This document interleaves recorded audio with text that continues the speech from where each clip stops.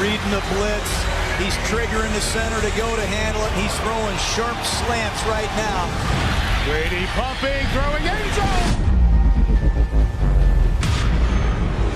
Touchdown, Watson! Tom Brady, you are Tom Terrific. And the Patriots survive. And once again, Tom Brady finds a way at crunch time to deliver a Tiger Woods-like performance. Learning to adopt behaviors of what great people who have achieved an unbelievable amount of success will only help you out in your life. So watch Tom Brady and his 10 rules to greatness so you can learn to adopt some of these behaviors that can make you great at what you do. I was a backup quarterback on an 0-8 freshman high school team. I didn't even play. We didn't win a game, and I couldn't even get on the field. I was kind of a late bloomer, recruited to Michigan late, started as a 7th quarterback. Had to work really hard to even play. Thought, oh man, I'll being pro football. Got drafted in the 6th round. Mm-hmm. No one thought I'd make the team. So that drives you. Yeah, it still does. I think now it's like, wait a minute, now you guys want me to stop playing? No, this is when I'm having fun. Now is the time where I get to do, really enjoy it. I always had a lot of belief in myself, and I always tell a lot of young quarterbacks, you don't believe in yourself, why do you think those guys who are looking at you are going to believe in you? When you step in that huddle, they better look at you and go, man, that guy's ready to get the job done. Because if they don't see that, then they're going to start questioning, oh my God, I don't think that guy can get the job done. Mm-hmm. So you got to believe in what who you are, what you do, what you bring to the team. And then if you do that, they're going to feed off that as well. The magic you're looking for is in the will of trying and not giving up. The love of your dream is in your heart. One day you'll look back on your life and appreciate the struggle and have nothing but gratitude for everything that happened along the way. To anyone who's struggling early in the morning or late at night in pursuit of your dream, struggles that many will never see, and to any leaders out there who believe in someone who doesn't yet believe in themselves, keep going. Keep going. Because will always finds a way.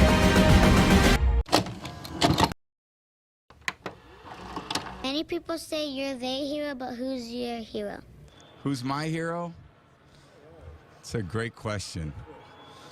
Well, I think my dad is my hero because he's someone that I look up to every day.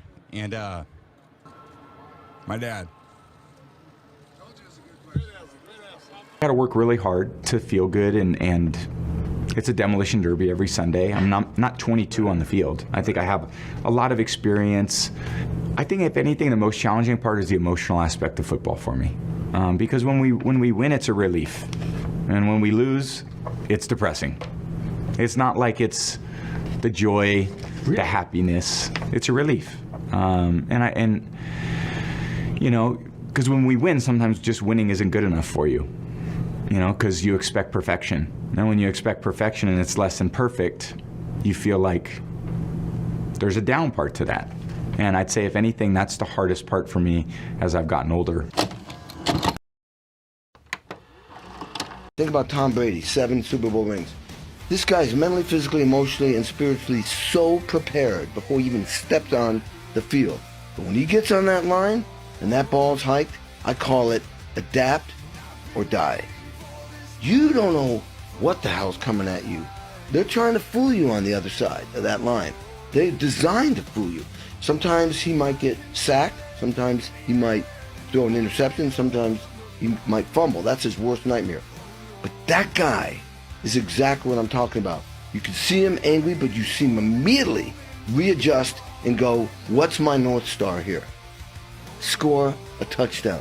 Get in the end zone. Everything. Because the offense starts with the offensive line, and if they don't control the game, then we lose the game. I can't throw the ball if I'm laying on my back. Lenny and Rojo and Gio can't run the ball if there's no holes. So they have the most selfless position on the field, and they're going against some of the greatest athletes in the world who are trying to destroy what we're trying to, we're trying to advance it, and they're trying to destroy that. So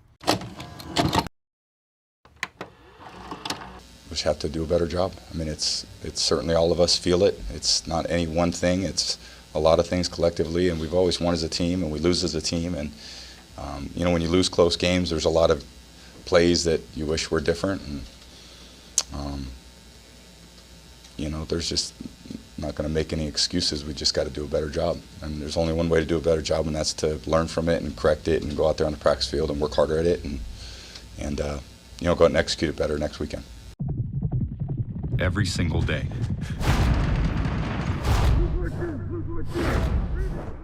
Every single day. Every single day.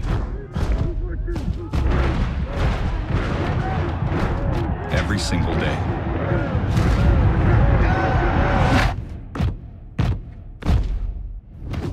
No matter what.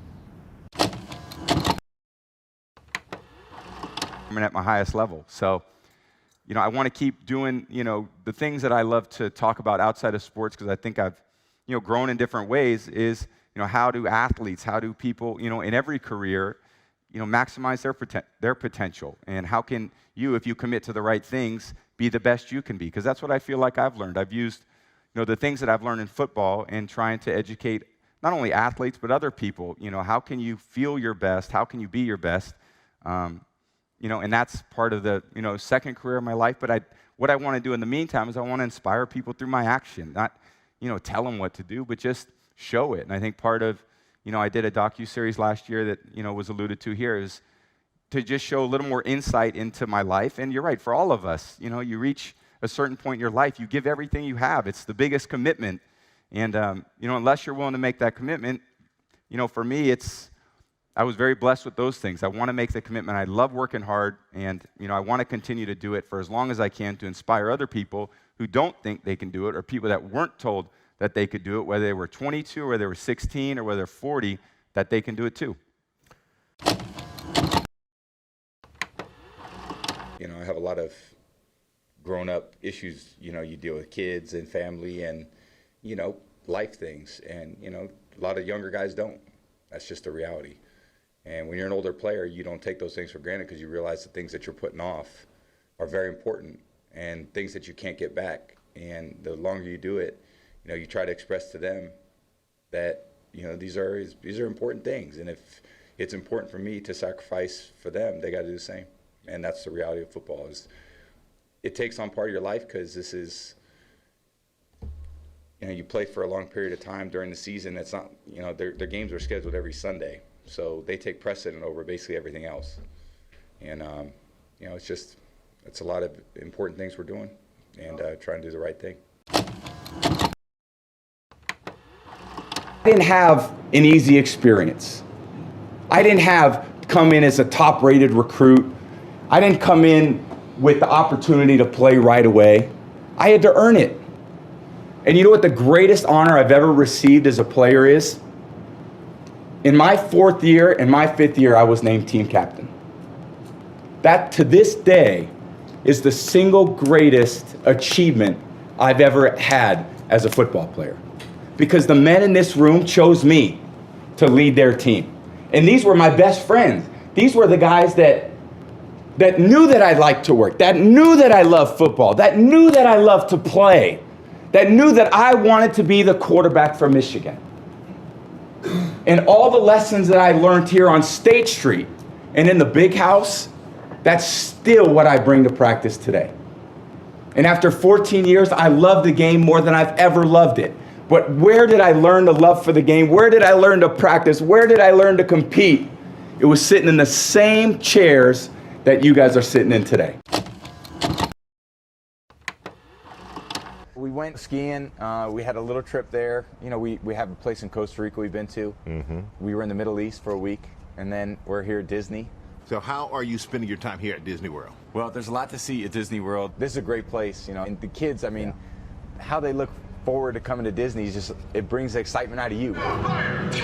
Last night, my son said, "Dad, that was the best day of my life," and he meant it. How are you on some of these rides? I'm horrible. I go on the simplest rides and my head is spinning, and my daughter did not want me to go with her. She's like, "I just want to be with my friends, you know." I mean, I said, "We're already here." No, like, Dad was everything now. Did that break your heart a little bit? I know. I was like, just one ride? Could I sit next to you on one ride, please? You know. You only have so much energy. clock's ticking on all of us. If you're going to compete against me, you better be willing to give up your life, because I'm giving up mine. Brady, end zone touchdown! Jay-Z taught us 30 is the new 20, and Tom Brady is showing us 40 is the new 30. There's a warrior spirit about me. I'm always in competition with myself. You know, I have to say, I don't think I've ever met anyone that loves to do something as much as he loves football. You don't want to make sacrifices for your sport, but when you have a family, you do. When I see myself out there, I feel like, man, I still do this and I do it better than I've ever done it. So why should I stop? Wow, you throwing the ball? There were some other guys that could shoot it, and he had just an okay arm. At the combine, when you watch Tom, you saw this tall, gangly-looking kid, looked like having ever seen a weight room. This is the scouting report that was written before the draft. It said, poor build, very skinny and narrow, get pushed down more easily than you'd like, lacks mobility, and the ability to avoid the rush. Lacks a really strong arm. It kind of all says the same thing, doesn't it? I mean, lacks, you know, poor build, kind of skinny, it's the same thing. So basically they're saying that I don't look like an NFL quarterback. So if they want someone that looks like an NFL quarterback, they have to go somewhere else. And I mean, do I still look like an NFL quarterback? I think I've grown into that a little bit more. But at the same time, I haven't changed that much. And so what do you think it was that all the scouts missed? I think they underestimated my competitiveness. I think they underestimated how much I really enjoyed playing football. When it's like your priority, when it's something that is very important in your life, when you love to play the game, I mean, that says a lot. And that says that you'll do just about anything to get where you want to go.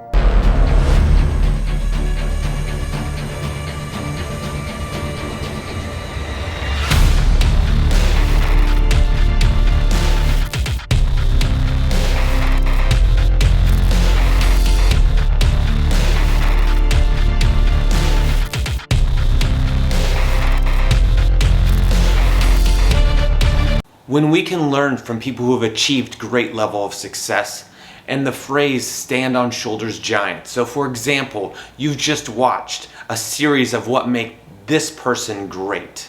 Now if you adopt these same behaviors, some may work for you, some may not. But the series and other videos that we share will hopefully help you achieve levels of greatness in your life.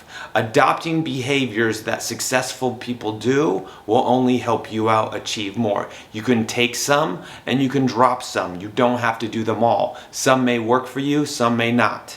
So hopefully you learn from these behaviors, you start adapting some to your life. I get to create a video about what makes you great in the future. Please like, share, and subscribe, and I appreciate you watching these videos. Thank you.